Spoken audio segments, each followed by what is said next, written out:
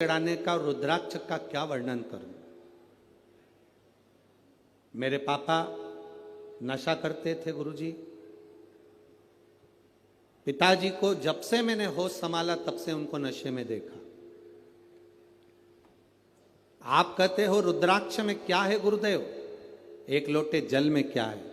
मैं कहती हूं गुरुदेव, मैंने अपनी जिंदगी में जब से होश संभाला मेरे पिताजी को, मेरे पापा को दारू के नशे में देखा। उनको होश सुबह लें शाम को लें। गुरुदेव बाबा से मैंने प्रार्थना करी, एक लोटा जल समर्पित करा, एक बेलपत्र लेकर आती, पिताजी को देती तो पिताजी लेते नहीं उस बेलपत्र।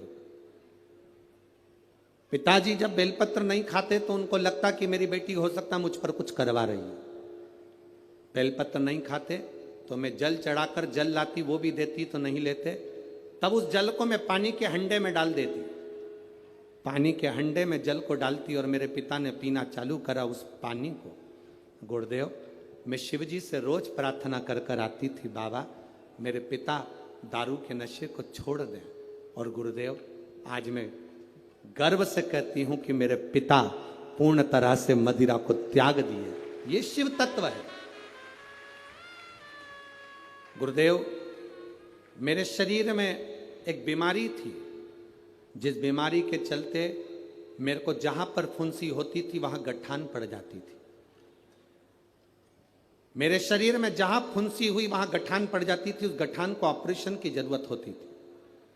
जितनी बार भी मैंने थेरेपी करवाई, टेस्ट करवाए, हर तरह के ब्लड टेस्ट कराए, सारी जांचें हुई, पर इस समझ में नहीं आया कि मुझे इतनी गठाने शरीर में क्यों हो जाती। बाबा आपने एक बार कहा था कथा में कि शंकर भगवान के जो जल बहकर नीचे गिरता है, जहां पर 33 कोटि देवता का स्थान, मां दुर्वा को टच कर कर उसको खाने का कहा था।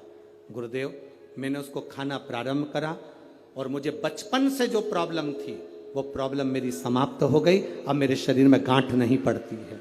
ये मेरे बाबा की कृपा, शिव तत्व ओघड़ी की कृपा, ये शंभु है, शंकर।